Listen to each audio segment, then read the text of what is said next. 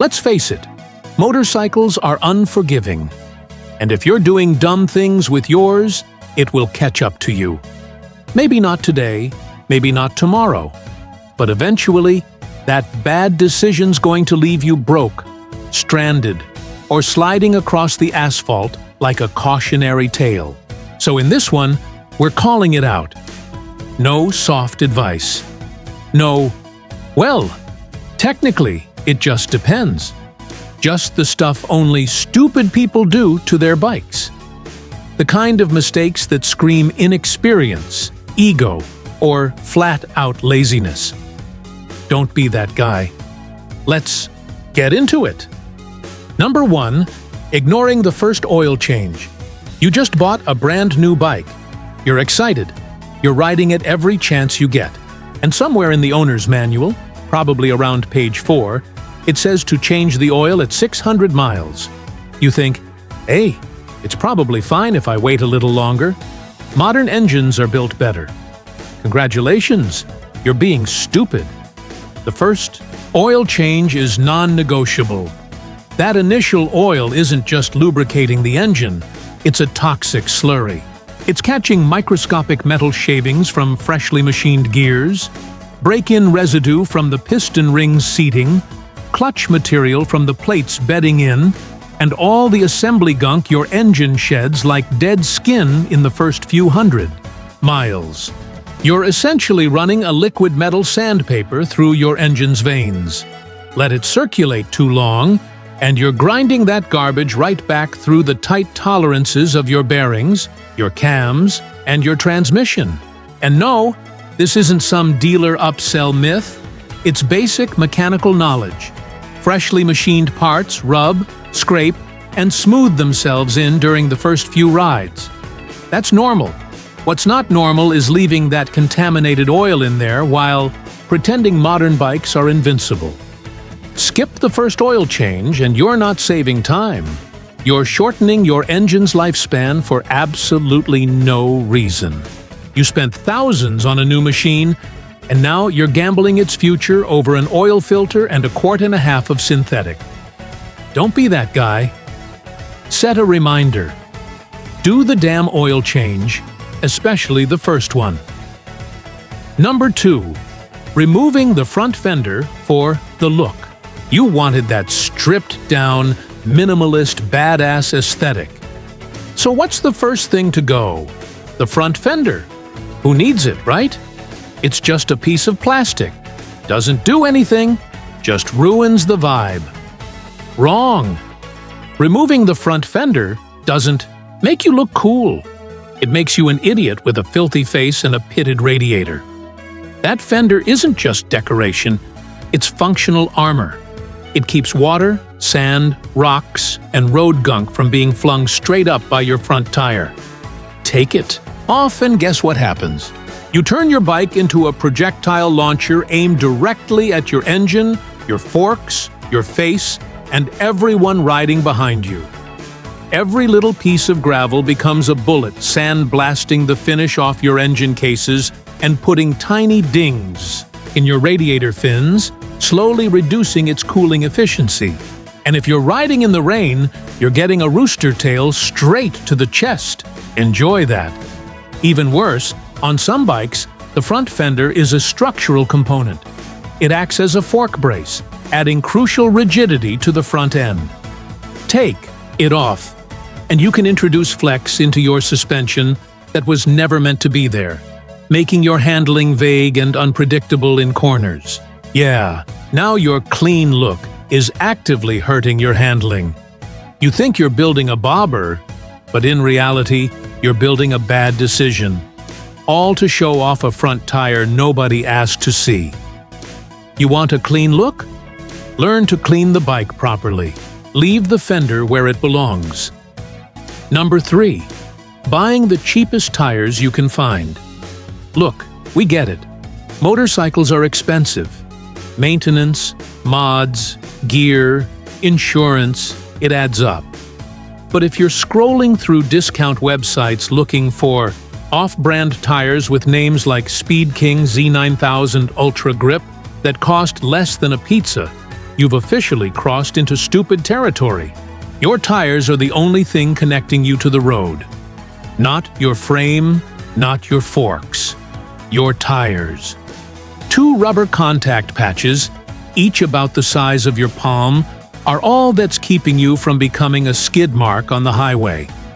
And you're going to risk all of that for a $90 rear tire with no reviews and a tread pattern that looks like it was drawn by a 5-year-old? Cheap tires are made with hard, unforgiving compounds designed for one thing: not wearing out quickly. They sacrifice grip for longevity. They might work fine for a while in perfect, sunny, 75-degree weather. Until they don't.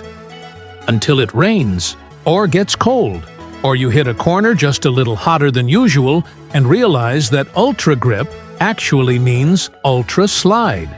Here's the kicker. Good tires don't have to be crazy expensive.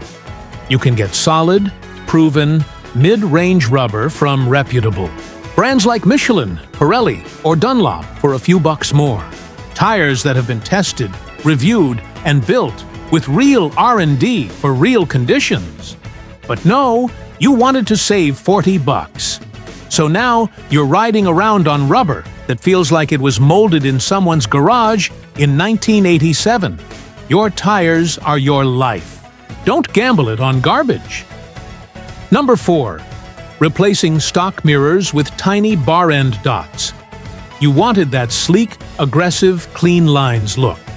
So you ditched your stock mirrors, functional, adjustable, practical, and replaced them with 2 chrome buttons the size of breath mints glued to the end of your bars. Now, you can't see anything except your own elbows, the tip of your shoulder, and maybe the ghost of a car somewhere in your blind spot. But hey, at least it looks good when the bike's parked. This is one of those mods that screams, "I value aesthetics over survival." You've sacrificed situational awareness for symmetry, visibility for vibes, and now you're riding with less rearward information than a horse with blinders. It's even worse if you got a jacket that flares out half your field. A view is just sleeve.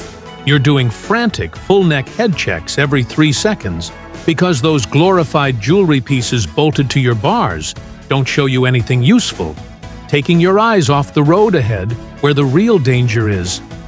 And let's be honest, most of these cheap bar-end mirrors are junk. They vibrate so badly the image is just a blur. They rattle loose, they fog up, they go floppy after 3 rides, and you will forget to Loctite them. Look, we're not saying you have to keep the stock Mickey Mouse ears, but if your mirror mod leaves you guessing whether there's a car behind you, you didn't upgrade, you downgraded. If you can't see what's behind you, you're riding blind. That's not custom. That's stupid. Number 5. Installing loud pipes because they save lives. This might be the most repeated, most dangerously wrong piece of advice in all of motorcycling. Loud pipes save lives. You hear it everywhere. Forums, bike nights, parking lots, and it sounds smart. After all, if people can hear you coming, they won't hit you, right? Wrong, and dangerously so. First off, basic physics. Most of that glorious, earth-shaking sound is projected backwards. That person in front of you, sealed in their soundproofed car, on their phone, with the windows up and the stereo blasting. They're not hearing your exhaust until you're already beside them or past them. And by then, if they were going to cut you off, they already did. But here's the real problem. Believing this nonsense makes people lazy riders. When you teach riders that noise will protect them, they stop riding defensively. They subconsciously assume the world will adjust to them, that someone will hear the bike before doing something stupid. They stop actively managing their lane position. They stop scanning aggressively because their V-twin is loud enough to be a force field. It's not. The truth is, sound is a luxury, not a safety system. It might help occasionally, but if your life depends on someone else hearing your muffler, you've already lost. We're not saying you can't have an exhaust that sounds good, but if you think you're installing safety by making your bike obnoxious, you've fallen for one of the worst myths in the book. Noise isn't awareness, and luck isn't protection. Number 6. Buying a bike that's too tall because you'll grow into it. This is one of those mistakes people make before they even throw a leg over the seat. You walk into a dealership, you see that tall ADV or sport bike with the aggressive stance, and the salesperson, eager to make a sale, says, "You'll get used to the height. You'll grow into it." And you believe them, except you won't. A bike that's too tall for you isn't just awkward, it's dangerous. Struggling on your tiptoes at a stoplight, that's how you tip over in traffic when you hit a small oil patch. Trying to put a foot down on uneven pavement or a sloped road? Hope you like dropping a 500-pound machine onto your ankle. You don't grow into geometry, you fight it. Constantly. Every time you stop, every time you maneuver at low speeds, every time you have to back it out of a parking spot, that constant anxiety erodes your confidence. Riding should be empowering, not a balancing act that leaves you praying for a curb to stop next to. And don't listen to the real bikers who say you just need to toughen up. That's macho BS. The best bike is the one you can control comfortably, confidently, and without guessing if your next stop will end in a slow-motion tip-over. Seat height isn't a challenge, it's a measurement. And if the numbers don't work for you, the bike doesn't either. Choosing the right fit isn't weakness, it's wisdom. You don't look cool dropping your dream bike at a red light. You just look like you bought the wrong machine. Number 7. Upgrading brake parts without knowing what they do. You wanted better stopping power. Fair enough. But instead of learning how your braking system actually works, you threw on a set of stainless steel lines, slapped in some race compound. Pads, swapped the master cylinder for something you saw in a forum, and now your brakes feel worse than before. Or they lock up unexpectedly, or they squeal like a dying pig, or you've just nuked your brake balance and don't even realize it. This is what happens when people mod their brakes like they're picking paint colors. Brake upgrades aren't plug-and-play stickers. They're a system.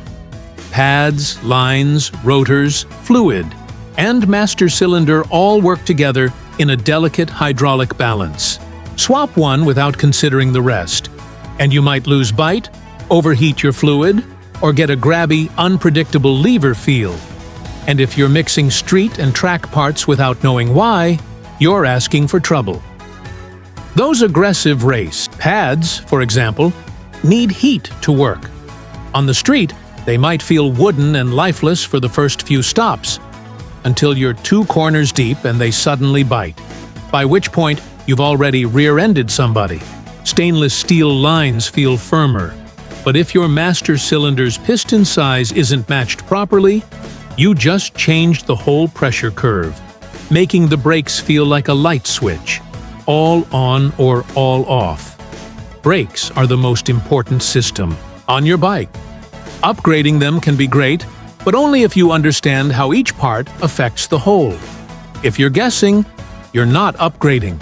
You're experimenting with your life. Number 8. Neglecting the chain because it looks fine. You glance down at your chain. It's not glowing orange with rust. It's not rattling like a can of bolts. It's not laying in the street behind you. So you think, looks fine to me, and you keep riding. Congratulations. You're ignoring the single most abused, overlooked, and crucial moving part on your entire bike. Just because your chain isn't screaming for help doesn't mean it's healthy. Chains don't wear out all at once. They degrade quietly. The tension loosens. The internal O-rings that hold the grease dry out. The rollers get stiff, creating tight spots. And before you know it, that fine chain is eating your sprockets, killing your fuel economy, creating a jerky throttle response, and is one good throttle whack away from snapping at highway speed. A snapped chain can lock your rear wheel instantly, or whip forward and punch a hole clean through your engine case. Let's talk lube. If you haven't cleaned and lubed your chain in a few hundred miles, especially after rain or dusty rides, you're already on borrowed time. A dry chain isn't just loud, it's grinding itself to death. Oh, and adjusting the chain? That's not optional. Too tight, and you're putting immense stress on your countershaft bearing and transmission. Too loose, and it could derail or slap around like a jump rope at speed. Your chain isn't just maintenance, it's mandatory. Check it, lube it, adjust it, or prepare for an expensive and potentially terrifying lesson. Number 9. Buying a bike that fits your ego, not your life. You saw the reviews, you saw the ads, you saw your favorite YouTuber ripping wheelies on a canyon road in full race leathers. So you walked into the dealership and bought the dream bike, the liter sport bike, the huge ADV rig, the chrome cruiser with floorboards the size of ironing boards. And now, you hate it. You hate the wrist-breaking riding position. You hate backing the 600-pound beast out of the garage. You hate how hot it gets in traffic. You hate that every ride feels like a chore, and you're not sure why. Here's why. You didn't buy a bike that fits your actual life. You bought a fantasy, and now you're living in its uncomfortable reality. You commute 5 miles in traffic, but you bought a track weapon that's miserable below 60 milliparameters. You live in a third-floor apartment and got a 600-pound cruiser you dread moving. You've never touched gravel, but you own a full-blown adventure bike with panniers you've never opened.